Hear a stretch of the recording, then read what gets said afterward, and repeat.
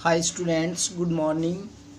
आज आज के इस लेक्चर में हम स्टडी करेंगे एड्स।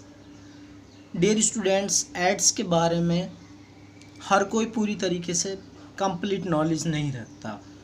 एड्स का अभी तक आपने नाम सुना होगा। आज हम आपको एड्स की स्टडी कराएंगे कि एड्स है क्या। ये बीमारी दुनिया के अंदर फैलने वाली वो बीमारी है जो बहुत ख़तरनाक है, जिसका आज तक भी कोई भी ट्रीटमेंट नहीं है। तो डियर स्टूडेंट्स, आज हम एड्स के बारे में आपको डिटेल में स्टडी कराएंगे। एड्स की फुल फॉर्म क्या है? पहले एड्स की फुल फॉर्म क्या है? Acquired immunodeficiency syndrome. Acquired immunodeficiency syndrome, ये यानी ये इसकी फुल फॉर्म है। ये डेफिशिएंसी डिजीज़ है, यानी इसमें क्या होता है कि वायरस अटैक करने के बाद इम्यूनिटी सिस्टम को इतना वीक कर देता है कि इम्यूनिटी सिस्टम दोबारा से बॉडी का डेवलप नहीं हो पाता, पूरी तरीके से डैमेज हो जाता है। जब इम्यूनिटी सिस्टम बॉडी का डैमेज हो जाएगा तो इम्यूनिटी सिस्टम ही शरीर का ऐसा एक सिस्टम होता है जो बॉडी के अंदर ताकत पैदा करता है, जो बीमारी के जितने भी माइक्रोब्स हैं, जो बीमारी फैलाने वाले छोटे छोटे जीव हैं, उनसे लड़ता है और बॉडी की प्रोटेक्शन करता है। जब प्रोटेक्टिव सिस्टम में डैमेज हो जाएगा तो बॉडी की प्रोटेक्शन नहीं होगी, जो भी बीमारी लगेगी वो बीमारी लगातार बनी रहेगी और इसका इलाज नहीं होगा। हम अभी आपको बताएंगे कैसे। सबसे पहले बात आती कॉज, कारण क्या है एड्स। एड्स का मेन कॉज क्या है? एड्स किसकी वजह से फैलती है? तो मेन जो कॉज है एड्स का वो है HIV virus. HIV virus means human immuno virus, ये इसका मेन कारण है। ह्यूमन इम्यूनो वायरस इसका मेन कारण, इसकी वजह से बीमारी, यानी ये वायरस जो है HIV वायरस, ये बॉडी पर अटैक करता है, ये वायरस फैलता है। सेकंड बात आती है एपिडेमियोलॉजी। एपिडेमियोलॉजी का मतलब है कि ये बीमारी किस तरीके से फैलती है। ये बीमारी किस तरीके से फैलती है। फर्स्ट जो मेथड है, जिस मतलब फर्स्ट पॉइंट क्या देगी जिस वजह से फैलती है, सेक्सुअल इंटरकोर्स। पहला है सेक्सुअल इंटरकोर्स, यानी अगर कोई भी मेल या फीमेल, अगर किसी एक के अंदर भी STDs की बीमारी यानी ये एड्स की बीमारी होगी किसी भी, या तो मेल पार्टनर को या फीमेल को, तो एक दूसरे के ट्रांसफ़र हो जाती है, सेक्सुअल सेक्स करने से फैलती है।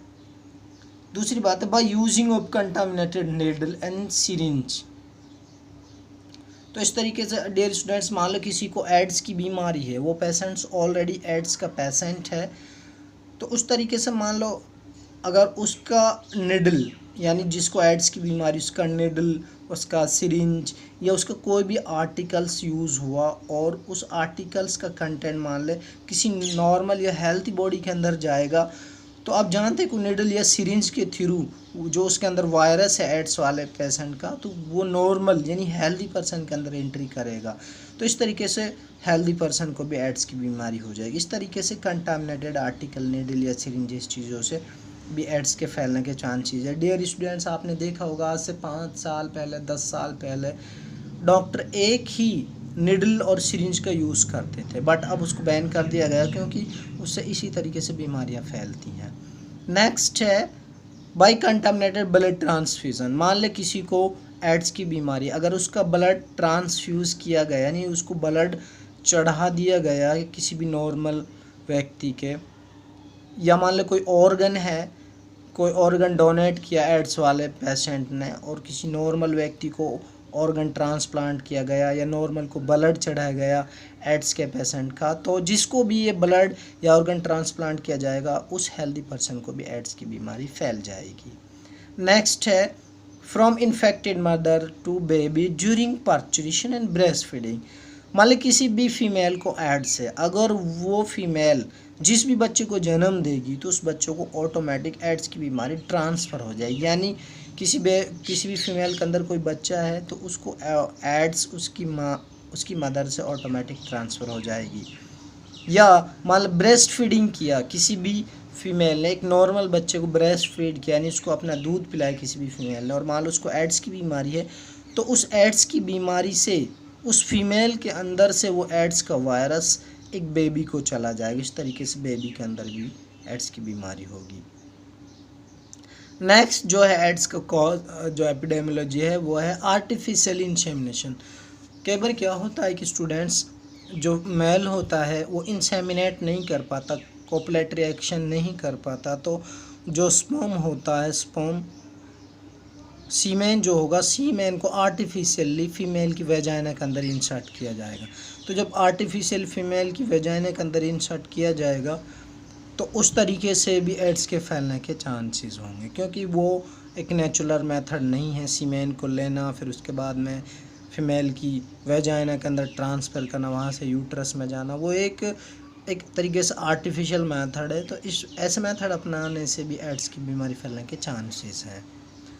तो डियर स्टूडेंट्स, नेक्स्ट जो है डायग्नोसिस, इसका इलाज क्या है, इसको कैसे पता लगा सकते हैं। डायग्नोस मीन्स टेस्ट कैसे करते हैं, कौन सा टेस्ट होता है, कैसे पता लगाएंगे कि एड्स, इस पेशेंट को एड्स की बीमारी है या नहीं।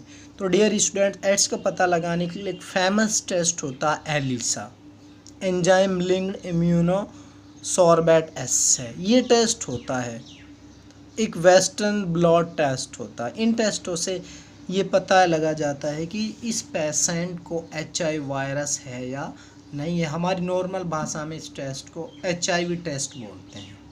तो जो HIV टेस्ट होता है वो एलिसा टेस्ट होता है। उस एलिसा टेस्ट से पता लगाते हैं कि इस पेशेंट के अंदर HIV वायरस है या नहीं। अगर HIV वायरस बॉडी के अंदर है तो इट मीन्स क्या है कि उस व्यक्ति को एड्स की बीमारी है। और आप एक बात और ध्यान रखें, एड्स की बीमारी का वायरस जो बॉडी पर पूरी तरीके से अटैक कर लेता है तब अपना असर डालना शुरू करता है और पेशेंट को तभी फील होता है कि वो बीमार है। तो आपको बताया गया होगा कि 3 से 5 साल के अंदर एड्स का वायरस पूरी बॉडी पर कब्जा करता है, उससे पहले इसका कोई भी इफेक्ट बॉडी के अंदर शो नहीं होता। तो डियर स्टूडेंट्स, तो नेक्स्ट स्टूडेंट्स, इंक्यूबेशन पीरियड हमने आपको बताया 5 to 10 ईयर्स। ये जो बीमारी है 5 to 10 ईयर्स, यानी इसका वायरस एक बार एंटर करेगा तो 5 या 10 साल के अंदर ये बीमारी अपना असर शो करती है, पूरी तरीके से वायरस बॉडी पर कब्जा करता है। नेक्स्ट सिम्टम्स, इस बीमारी में क्या क्या सिम्टम्स, हमें कैसे पता लगेगा कि एड्स की बीमारी है, हम कैसे पता लगाएंगे। तो डियर स्टूडेंट्स, इसके लिए क्या क्या सिम्टम्स एक पेशेंट के अंदर नज़र आएंगे। इसमें killing of immune system, B cell और टी सेल, बॉडी की जो बी सेल्स और टी सेल्स होंगी, आप जानते हैं बी सेल्स और टी सेल्स वो सेल होती हैं शरीर की जो शरीर की इम्यूनिटी सिस्टम का निर्माण करती है, यानी शरीर की सुरक्षा करती हैं। तो ये सेल ऐसी हैं जो बीमारियों से शरीर के अंदर लड़ती है। जब ये भी सेलें मर जाएंगी तो बीमारियों का अटैक जो भी होगा शरीर पर, उसको बॉडी उसको बॉडी कंट्रोल नहीं कर पाएगा उस वायरस को, और वो वायरस या कोई भी माइक्रोब्स है लगातार बॉडी पर अटैक करेंगे और उन बीमारियों का ट्रीटमेंट नहीं होगा, बॉडी धीरे धीरे वीक हो जाएगा और फाइनली डेथ होगी। नेक्स्ट जो है lung disease and skin cancer disease.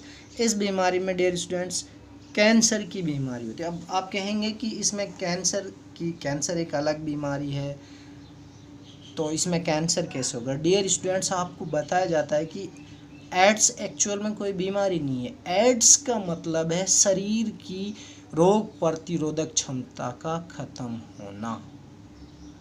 जब शरीर की रोग प्रतिरोधक क्षमता खत्म हो जाएगी तो शरीर पर फिर दूसरी बीमारी अटैक करेंगी। जैसे मान लो दस्त लग गया तो दस्त लगातार लगता रहेगा, सही नहीं होगा। बुखार होगा तो लगातार बुखार रहेगा, सही नहीं होगा। तो अब बीमारियां तो अलग ही लगेंगी लेकिन वो सही नहीं होंगी। क्यों? क्योंकि बी सेल और टी सेल ख़त्म हो गई, शरीर रिन्यू नहीं करेगा, बीमारियों से लड़ेगा नहीं। तो इस तरीके से एड्स में और बीमारियां होती हैं बहुत सारी, और वो सही नहीं होती। तो इस तरीके से कैंसर की भी बीमारी हो जाती है एड्स के अंदर। सीवर ब्रेन डैमेज, दिमाग जो है वो पूरी तरीके से बहुत तरीके डैमेज हो जाता है, बिल्कुल दिमाग काम करना छोड़ देता है। डिक्रीजिंग ब्लड प्लेटलेट्स, खून के अंदर जो प्लेटलेट्स होती हैं उनकी संख्या लगातार कम होती रहती है। Weight loss and general decline in health, और वेट लॉस, धीरे धीरे शरीर का वजन बहुत कम हो जाएगा, यहाँ तक कि वेट इतना कम होगा मांस नहीं रहेगा शरीर पर, हड्डियाँ बिल्कुल दिखाई देंगी बाहर से क्लियर, वेट बहुत कम हो जाएगा, बहुत ही कम वेट हो जाएगा, हड्डियों का एक ढांचा बन जाता है एड्स का एक पेशेंट। उसके बाद में लॉस ऑफ मेमोरी, याददाश्त ख़त्म हो जाती है, बिल्कुल भूल जाता है एड्स का पेशेंट, धीरे धीरे बिल्कुल अपने सभी अपने पेरेंट्स को, अपने फ्रेंड्स को, सबको भूल जाता, उसकी मेमोरी बिल्कुल लॉस हो जाती है। एबिलिटी टू स्पीक, वो बोलना चाहता लेकिन बोल नहीं पाता, यानी जब भी उसे कोई मिलने आएगा तो कुछ कहना चाहेगा, मुंह को चलाना चाहे, मतलब बोलने की कोशिश करता है ऐसे, लेकिन बोल नहीं पाता। इतनी क्या नाम उसकी एबिलिटी बोलने ख़त्म हो जाती, इवन थिंक, और वो सोच भी नहीं पाता, दिमाग इस तरीके से डैमेज हो जाता है। डियर स्टूडेंट्स, इसके बाद में हाई रिस्क ग्रुप, यानी कौन कौन से ग्रुप ऐसे हैं जिनसे ये बीमारी फैलती है। ज़्यादातर इंडिया के अंदर हम बात करें तो ये बीमारी किस प्रकार के लोगों से फैल रही है, तो आपको उनको ध्यान देना होगा। डियर स्टूडेंट, जैसे आप कॉलेज में एंट्री करेंगे तो आपको आप इन सब चीज़ों को फेस करोगे, इसलिए आपको प्रोटेक्ट रखने के लिए आपको ये जानना पड़ेगा कि हाई रिस्क ग्रुप कौन कौन से हैं, किन से एड्स फैलने के चांसेस ज़्यादा हैं हमारे इंडिया के अंदर। तो हाई रिस्क ग्रुप में कौन कौन से ग्रुप है, जैसे मल्टी सेक्सुअल पार्टनर, बहुत सारी फीमेल ऐसी होती हैं शहरों में, जैसे ख़ासतौर से बहुत सारे पार्टनर्स रखती हैं, बहुत सारे लोगों के साथ सेक्सुअल एक्टिविटीज़ करती हैं, उनसे बचना है। होमोसेक्सुअल्स, मेल के साथ फीमेल के साथ सेक्स करता है, वो होमोसेक्सुअल्स हैं, उनसे बचना है, क्योंकि ये अननेचुरल है। मेल के साथ फीमेल के साथ ये अननेचुरल है, इससे एड्स के फैलने के चांसेस बहुत ज़्यादा हैं, इससे बचना है। नेक्स्ट है यूनिवर्सिटीज़।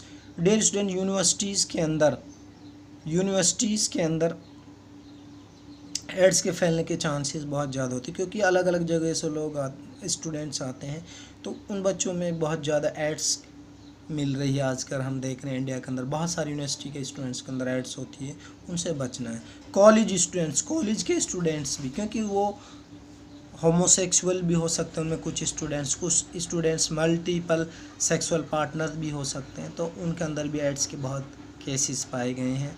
इंट्रावेनस ड्रग एडिक्ट्स, कुछ ऐसे स्टूडेंट्स कॉलेज यूनिवर्सिटी के जो नशे का इंजेक्शन लगाते हैं। इंट्रावेनस ड्रग एडिक्ट्स का मतलब नशे का इंजेक्शन, वो नशे का इंजेक्शन लगाते हैं, उनके अंदर भी नशे के इंजेक्शन लगाने से एड्स की बीमारी होती है। हेट्रोसेक्सुअल सेक्स पार्टनर्स, तो इस तरह हेट्रोसेक्सुअल सेक्स पार्टनर का मतलब है कि मान लो एक स्पीसीज दूसरी स्पीसीज के साथ सेक्स संबंध बनाए, जो कि अननेचुरल है। अगर ऐसा होगा, जैसे मान लो हॉर्स के साथ कोई फीमेल या डॉग के साथ कोई फीमेल अपना सेक्स संबंध बनाती है, तो अननेचुरल है, उससे एड्स बहुत ज़्यादा फैलती है। ट्रक ड्राइवर्स, इंडिया के अंदर ट्रक ड्राइवर्स के अंदर ये केस बहुत ज़्यादा पाए गए हैं। तो डियर स्टूडेंट, इस तरीके से ये हाई रिस्क ग्रुप हैं, इनसे आपको बचना है, तभी आप सेफ रह सकते हैं। नेक्स्ट है प्रोफाइलैक्सिस, बचने के क्या उपाय हैं, इससे कैसे बच सकते हैं, एड्स की बीमारी से किस तरीके से बचा जा सकता है। डियर स्टूडेंट्स देखिए, तो इस बीमारी से बचने के लिए आप क्या करेंगे, तो डियर स्टूडेंट्स एड्स से बचने के लिए आप क्या क्या मेथड अपनाएंगे। देखिए, तो एड्स से बचने के लिए आपको एजुकेटिंग द पीपल, लोगों को शिक्षित करना पड़ेगा, उनको बताना पड़ेगा कि हाई रिस्क ग्रुप हैं, इनसे बचना है वरना एड्स हो सकती है। नेक्स्ट है use disposable needle and syringe, disposable needle और सिरिंज का यूज़ ही करना पड़ेगा। आजकल तो डिस्पोजेबल नीडल और सिरिंज का यूज़ किया जा रहा है।